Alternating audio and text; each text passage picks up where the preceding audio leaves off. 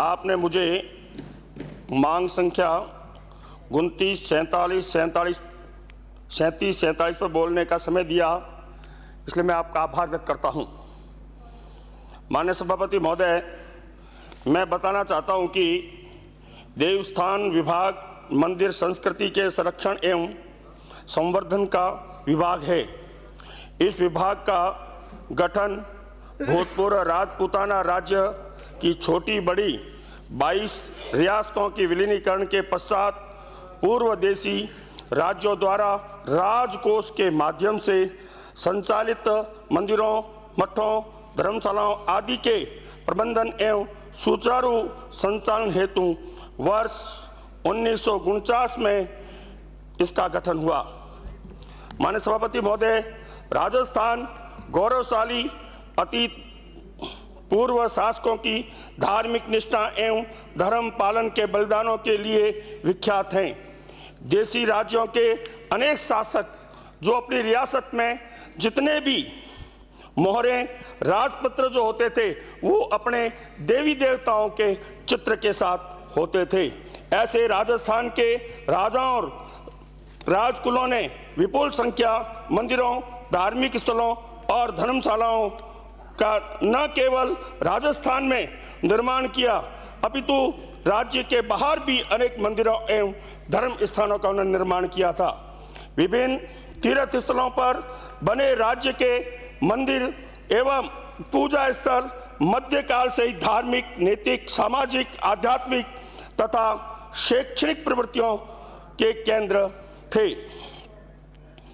इनके माध्यम से ज्योतिष, आयुर्वेद, कर्मकांड, धर्मशास्त्र, संगीत, शिल्प, चित्रकला, मूर्तिकला, लोकगीत, भजन, नृत्य परंपरा आदि का संरक्षण, प्रसार और प्रशिक्षण भी होता था। इस प्रक्रिया में अनेक धर्मज्ञ विद्वानों, निराश्रितों, विद्यार्थियों, साधु संतों को सहयोग, प्रोत्साहन एवं संरक्षण भी मिलता रहा है।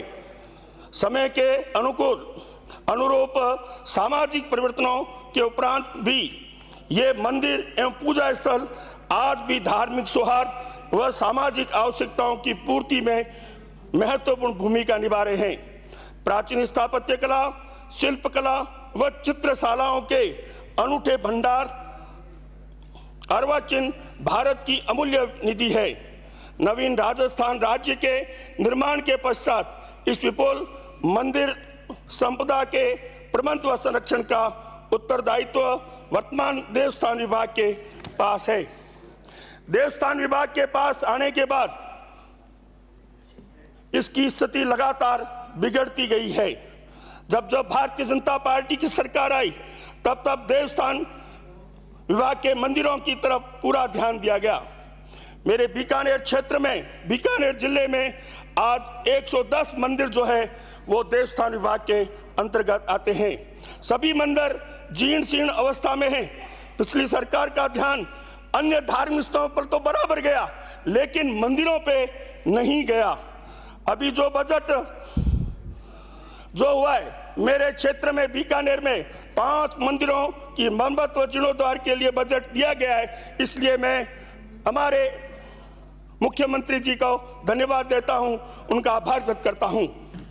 लेकिन ऐसे मंदिर भी हैं जो बड़ी आस्था के केंद्र हैं, जैसे मुरली मनोहर मंदिर भीनाशेर में, शीतला माता का मंदिर शीतला गेट के अंदर, हनुमान जी का मंदिर, सिया राम जी गुफा के आदि ऐसे मंदिर भी हैं जहां बहुत से लोग जाते हैं और आज उनकी जो है स्थिति बहुत ही खराब है।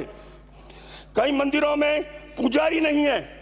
हमारा जो क्षेत्र में श्री कौलाई जी एक ऐसा तीर्थ स्थान है, जब भी हमारे मान्यता है कोई हरिद्वार जाता है तो हरिद्वार से के आने के बाद उसको कौलाई जी जाना अनिवार्य है, ऐसा समझा जाता है। लेकिन आज वहाँ की स्थिति यह है कि वहाँ जो देवस्थान के मंदिर हैं उन मंदिरों में 1-2 ऐसे मंदिर वहाँ पुजारी भी नहीं है और उनकी स्थिति भी खराब है। और ऐसे मंदिरों के लिए भी मैं मांग करता हूँ कि उनको भी जीर्णोद्धार किया जाए। मैं आपसे निवेदन करता हूं कि जितने भी पुजारी हैं, आज मंदिरों में जो पुजारी हैं उनको 5,000 रुपए दिए जाते हैं। आप समझो, क्या 5,000 रुपए में कोई व्यक्ति अपने परिवार का पालन पोषण कर सकता है क्या? अंशकालीन जो पुजारी है उनकी कम से कम 30,000 रुपए उनका वेतन होना ही चाहिए। और कुछ मंदिरों में पुजारी नहीं है, उनकी नियुक्ति हो, और जो नियुक्ति भी हो वो हमारे सनातन धर्म के अनुसार हो, यह भी मेरा आपसे निवेदन है। और कई मंदिरों में तो ये जितने भी सुरक्षा गार्ड होते हैं, चौकीदार होते हैं, वो चौकीदारों की पोस्ट हैं सारी रिक्त पड़ी है, और उनका वेतन भी जो है 3,000 रुपए है। क्या हम मान सकते हैं कि 3,000 रुपए में कोई व्यक्ति अपना परिवार का पालन पोषण कर सकता है? उनको भी जो राज्य सरकार यानी सरकार द्वारा कम से कम जो मजदूरी दी जाती है, कम से कम उतना वेतन तो उनको दिया ही जाना चाहिए। माननीय अध्यक्ष महोदय, बीकानेर की तहसील को देखते हुए देवस्थान विभाग जिले का महत्वपूर्ण विभाग है और सनातन धर्म के संस्कारों को भावी पीढ़ी तक पहुंचाने के इस विभाग का महत्वपूर्ण योगदान है। महोदय जी, सबसे पहले तो मैं आपके माध्यम से राज्य सरकार का यह आभार व्यक्त करता हूं कि बीकानेर एक छोटी काशी के नाम से जाना जाता है, और इस संभाग केंद्र पर जो आदर्श वेद विद्यालय खोलने की घोषणा की है, इसलिए मैं सरकार का आभार व्यक्त करता हूं, क्योंकि हमारे यहाँ प्राइवेट भी वेदशालाएं कई वर्षों से लगातार चल रही है, और यहाँ कई ऐसे जो हमारे युवा हैं उसमें वो शिक्षा ले रहे हैं। माननीय सभापति महोदय, आपके माध्यम से राज्य सरकार का आभार जताना चाहता हूं कि आपने मंदिरों को साज समाज के लिए आपने 13 करोड़ रुपए जो उत्सव में दिए, हम आपका आभार व्यक्त करते हैं। सभापति जी, मैं नया हूं इसलिए मुझे थोड़ा बोलने के और 3 विषय पे बोलना है, इसलिए थोड़ा समय दीजिए आप। माननीय अध्यक्ष महोदय, पूर्ववर्ती सरकार जो मंदिरों की तरफ ध्यान नहीं देती थी, मैं आपको बताना चाहता हूं, मेरे बीकानेर क्षेत्र में एक लक्ष्मीनाथ जी मंदिर जो बीकानेर के सेठ के नाम से जाना जाता है, उस मंदिर के चारों तरफ कब्जे हो गए हैं, और जो पुराना रास्ता था सीढ़ियों का, जो पहले लोग जाते थे, उस रास्ते पे तो सबने कब्जा कर लिया है। अगर मैं भी बात करूंगा तो सब नाराज होंगे कि आप हिंदू मुसलमान की बात करते हो, वह सारा कब्जे करने वाले मुसलमान लोग हैं, और पूर्ववर्ती जो मंत्री है उन्होंने उनको सहयोग किया है वोट के लालच में। और शीतला गेट के अंदर शीतला माता का जो मंदिर है उसके चारों तरफ कब्जा कर लिया, यहां तक कि उसकी फेरी में भी उन्होंने खिड़कियां निकाल ली है। हमने कई बार शिकायत की है, लेकिन राजनीतिक संरक्षण के कारण वो टूटे नहीं है। इसलिए मेरा निवेदन है कि माननीय सदस्य ने पूर्व मंत्री का नाम लेकर के उन्होंने कब्जा कर लिया, मंत्री स्वयं उपस्थित है नहीं, न जब वो जवाब दे सकते। जांच हो जाएगी, कोई कैसे विलोपित करें आप? अरे जांच करा लो ना। नहीं, जांच कहाँ की कराएंगे? मैं आपसे विलोपित करें आप? मैं वस्तुस्थिति बता रहा हूँ, इसे विलोपित करें। असंवैधानिक कुछ भी नहीं है, उन्होंने कोई नाम नहीं लिया किसी का।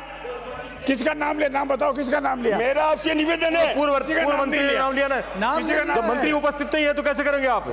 नहीं, कब्जा किया है वो, मैं इसलिए आपको बता रहा हूँ, ये कोई विषय नहीं है, और उनको राजनीतिक संरक्षण भी बराबर मिल रहा है। कई पूर्व मंत्री रह गए, किसका नाम लिया? ये वोट के लालच में हो रहा है। मैं सरकार से, अभी रुको, मेरा अभी समय हुआ नहीं पूरा। अरे हो गया, नहीं हुआ नहीं। मैं सरकार से निवेदन करता हूं कि मेरे लक्ष्मीनाथ मंदिर, मुरली मनोहर मंदिर, हनुमान जी का मंदिर, सिया राम जी गुफा, शीतला माता मंदिर आदि ऐसे जो मंदिर हैं उनके लिए विशेष बजट दिया जावे। मेरा आपसे निवेदन है कि हमारे जो पशुपालन के लिए, 1 मिनट आप रुकिए, मेरा आपसे निवेदन है कि हम पशुपालन की बात करते हैं, जितने भी गोचर हैं उन गोचर का सीमा ज्ञान किया जाए और वहां उनको संरक्षित किया जाए, और जिनका वहां कब्जा है उनको हटाया जाए, क्योंकि जब तक हम वहां नहीं करेंगे तब तक हमारी गोचर नहीं बचेगी।